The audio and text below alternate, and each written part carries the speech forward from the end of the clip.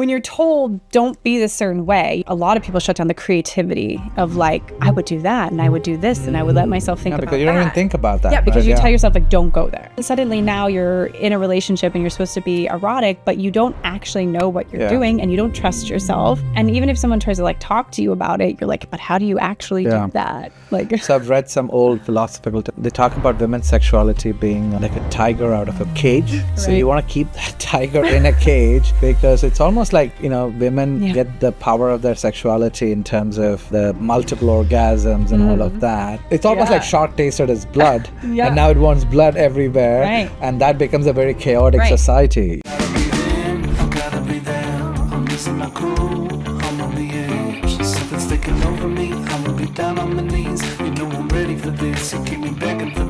This is the Ocio Show with Rahul, where I have deep conversations with interesting people on topics that are meaningful, slightly personal, and perhaps controversial. Roll with this. I could do this all day. I could do this all day. Back up, I'ma run this town. I'm headed for the top and you know it's going down.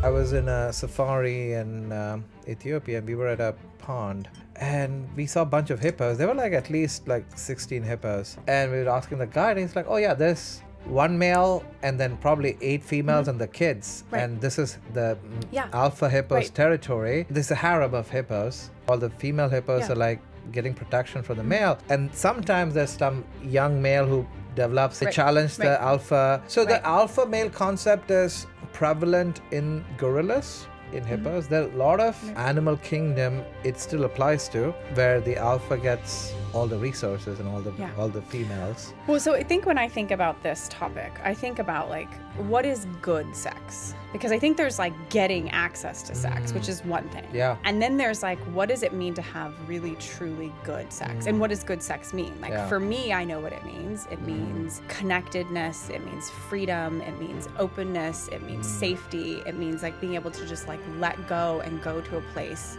that I feel like nothing else matters. Yeah. But for other people, it may mean different resources, things. maybe like other stuff associated with being a partner, status, or you know, there's so many things that it can mean. And so when I think about this piece of like alpha, I've had sex with people, I guess, who would be considered alpha. Was that good sex? I don't know. Sometimes maybe, but sometimes no. Like it's not an indication that sex is gonna, that they're having great sex. Like you mentioned earlier, you're something about these people who were so fit and like, oh, but they had ED. And I think there's this assumption that like the alpha is having the best sexual experiences. And I think that's a huge societal misconception. Same with women. It's like there's this idea that like, I think we don't talk about alpha women the same way, but that like this particular look of women as having great sex. Yeah. But I can tell you from in my office, it has nothing to do with how you look. Yeah. Like great sex comes from a sense of connection to yourself, a freedom that you feel, an ability to show up and be present, to try on new things,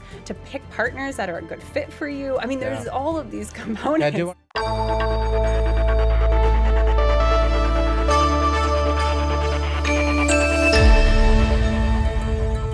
There are people who are just sort of like born more competitive, people who are groomed to be more competitive. They're raised in environments where competition is a thing. You know, when I think about like, what is it that when we talk about alpha and we talk about like in men, and we talk about women gravitating more towards the alpha, I think a lot more about what Esther Perel says, which is like, we want to see our partners in their shining, glowing selves. So the alpha tends to put themselves, if we're going to go with this alpha idea, like they tend to put themselves in situations where they're glowing. They're the life of the party. They're the one that's like doing these things. They're taking the risks. They're that doer. They're making things happen. They have social capital that protects. Social. I like that idea. Yeah, the social capital. That's a good one. Yeah, it's like they're taking that in and saying like, look at me, and they're attracting people. Where the people who are maybe less confident, a little shyer, they're holding back. They're stuck in social anxiety. They're not taking the risks to put themselves out there. And so I think that's why we've gotten as a society into this idea of like alpha is the way, because the alpha gets seen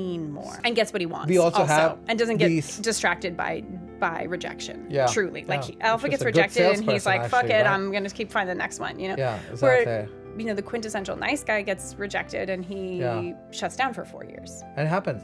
And this whole amygdala, the flight or fight response, we still have that brain. There's no way around. Why do women like taller men? Apparently, I read the study recently back in the savannas of Africa why did the monkeys evolve into chimpanzees and then further gorillas? They could stand on 2 feet and look far into the savannah to see predators coming. The primate who stood tallest could protect the clan better. Taller chimp got the thing. These are hardwired into our brains. Right. Women maybe. Probably, I don't know. Right? I mean, maybe they are. Very evolved feminists I talk to, but somehow my only criteria is that the guy should be taller than me. That's funny. My husband's shorter than me. Well, you're an evolved human being, I should say.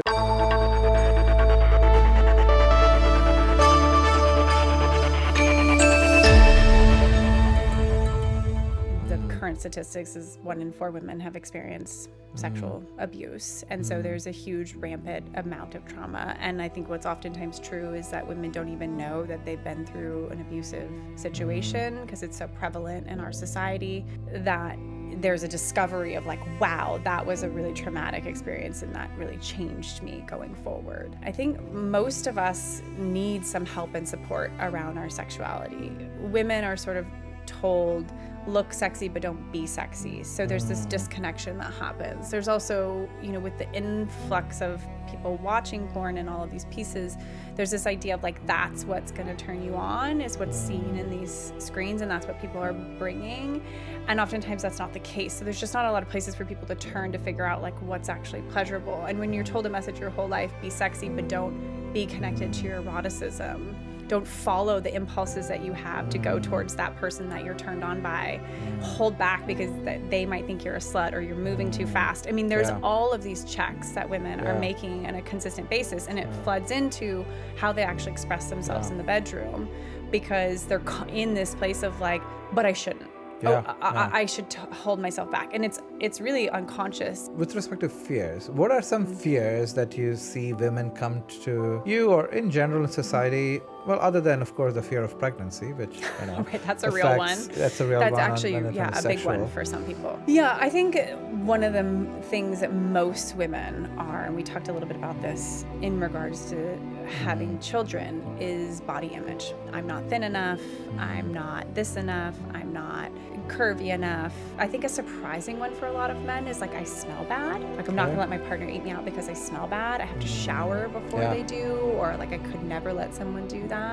So there's this worry or this concern that on some level, like their physical human body is just not enough. There's also a fear of like, I don't know what I'm doing. So there's the fear of like, I'll be a slut if I have sex too soon, or I give it away too soon, or that whole idea of like the cow and the milk or whatever that thing is. And, why buy a cow when you can have milk? But I think like later in relationships, how that shows up is this piece of like, am I able to really be myself and relax into this piece?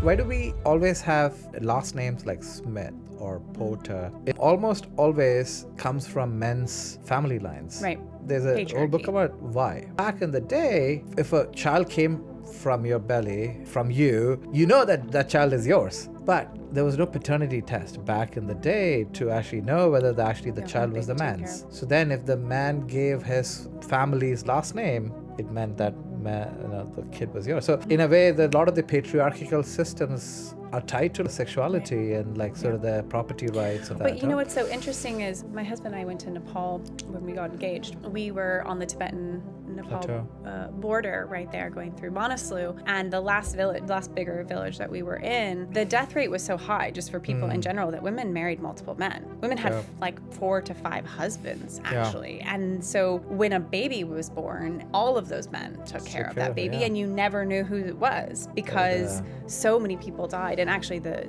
infant mortality rate was shockingly high because they didn't have clean water. But I mean, I think it is a product of society, like how we set up these things of procreation and what we think about it. So, there's this whole idea of like, oh, men want to have all these women as a harem, but in societies where the other examples, men are going out all the time and just disappearing and never coming home. I come from a matriarchal society back where I grew up in India, and I remember stories of my great-grandmother. Property used to be passed on from with the daughters. So it's sort of the older male right. child. And then, so she used to have what we call sambandhams, which is almost like a temporary relationship with a man. And she would have maybe kids with that man. Right. And then when she's done with the man, she used to put his belongings outside the home. And then he moved on. And then, so my great-grandmother had, I think, kids from like 2 or 3 men. And the second cousins are all like close to each other. So it was like a matriarchal system where the women had the power of property. Yeah, who has property? That's a big one. Yeah. Right.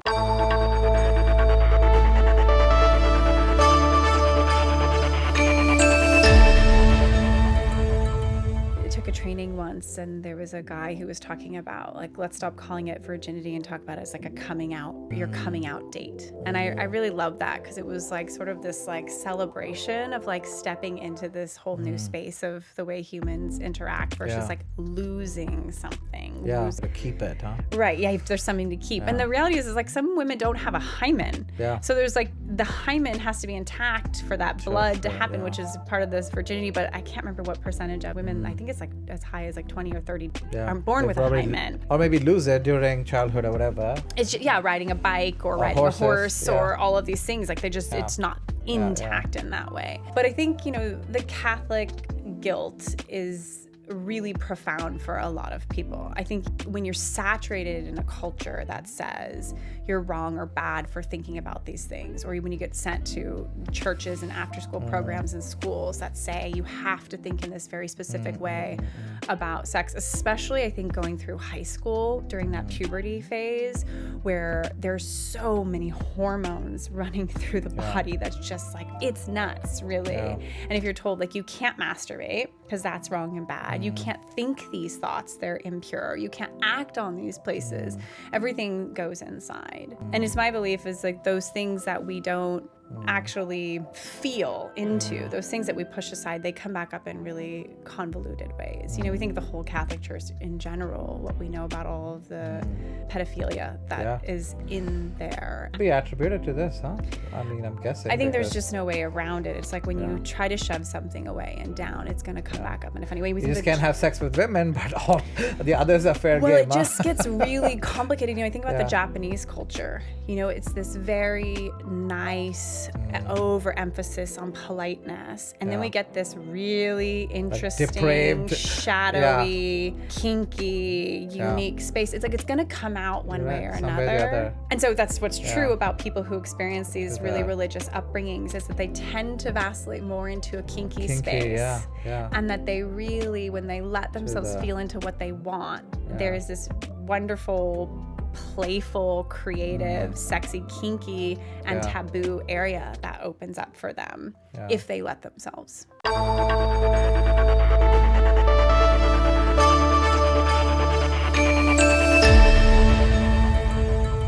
I read from a divorce lawyer that said that if in a relationship, if the man is the provider, and I'm equating divorce to success of sexuality and relationships, the woman loses her career or position, there's a pretty good chance that the marriage or relationship will survive. And the man loses.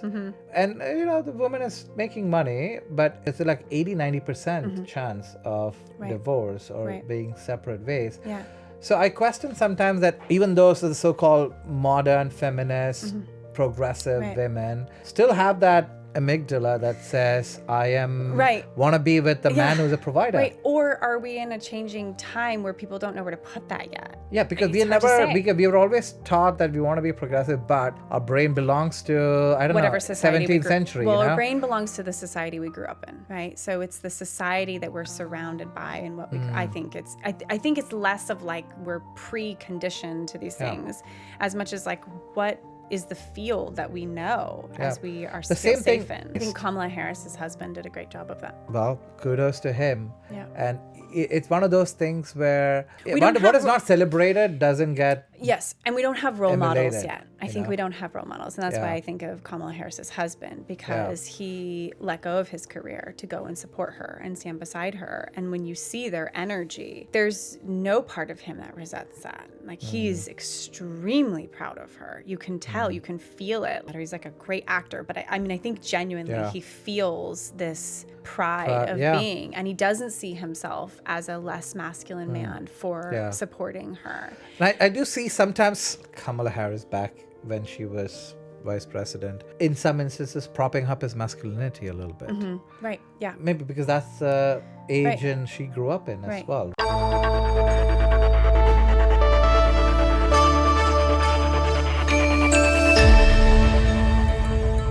I think women are conditioned to be more connected to their feelings. We have been choice makers in terms of yes and no's to eroticism because we're told that we can't be sluts. We are told that we should hold this thing scarce from men, and men are told just go for it. You don't have to worry about it. Just go for it. Go for it. Go for it. But don't have any feelings about it. So again, I think there's this social pattern. If you have feelings, if you approach 10 women and you get rejected by 8, that you'll stay at home for 4 years, Right, exactly, because this whole piece of like who's supposed to pursue and who's supposed to receive. Yeah, I mean, personally speaking, I would like to live in a world where anybody could approach anybody. Right, I know. Wouldn't it be great? I would love to. So I've traveled around the world and I've gone to a lot of countries, and I can see why it is still a very unsafe world for a lot of for women. Right, predominantly in the Middle East. I have traveled to more than 100 plus countries. I wouldn't be comfortable her traveling to some of those places. As a guy, I feel comfortable traveling in some of these places, and I wish there was a world where women and men felt equally safe. I felt unsafe as a man in some of these places. Right. So imagine me sending my daughter there, and I feel like the more women feel safer, the more they would feel safer to approach men. Once you're safe, that nothing's going to happen, you feel empowered to do anything you want to do in your life. Right, and you're also not going to feel until women feel safer, men all these things, will have to bear the responsibility to do the heavy work in terms of dating. The sooner, to all the men, right? Yeah. The sooner you can make the world safer for women, the sooner you can take it off from your shoulders or the burdens.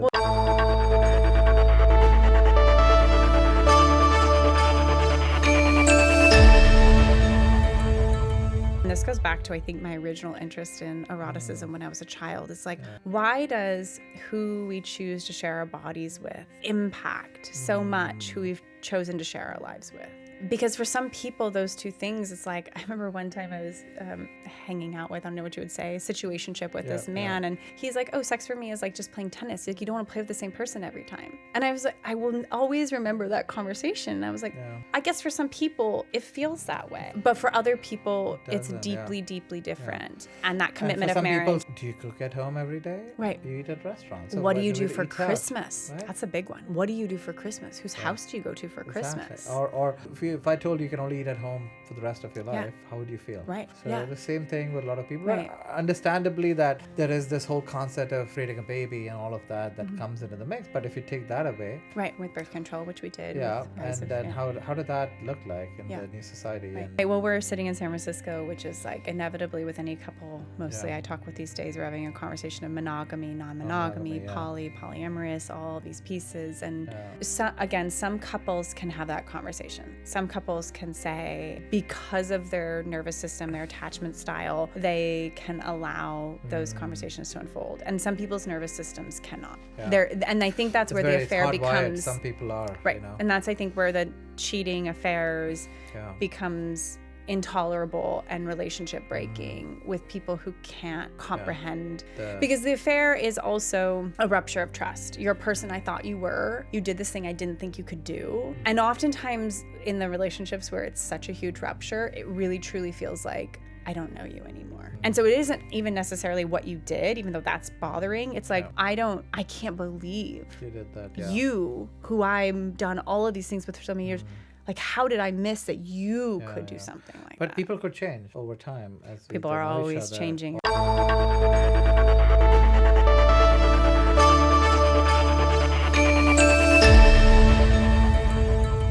And I think people are really starting to question that in a beautiful way. And it's not just about sex. It's about like spaciousness and freedom and what do I have a right to and what is relationship? Like, is relationship just sexual exclusivity? Is that what a real relationship is? And I think a lot of couples are starting to wake up to this idea, like, it's deeper than that. There's more meaning than just sexual exclusivity, and that there are other needs. And I think as we explore sexual territories, we see sometimes that some people have really, really big needs in a lot of different categories, and no one person could fill that. And there's an openness to like, oh, you really, really want power play. You really, really want to play in this dominant, assertive, degrading space, but I can't do that with you. And I maybe could with someone else, but I can't with you. Yeah, because I feel more dominant with you. And so how do you get that need met without foregoing it? And what does that mean to us as a couple? Still not break us as a couple. Right.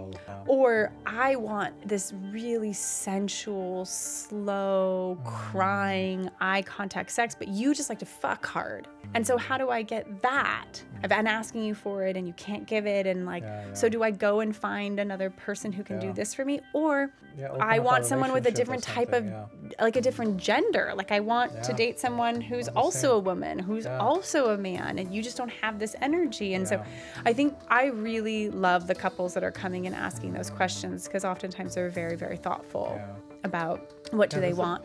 At least they're taking the first step towards going. And I think what most people find is like, well, this is really fucking complicated, and they pull back because it's just like a lot of work. Yeah, because like, I have a day especially with kids. They're like, wow, I don't have the time, or I don't want to put the energy in.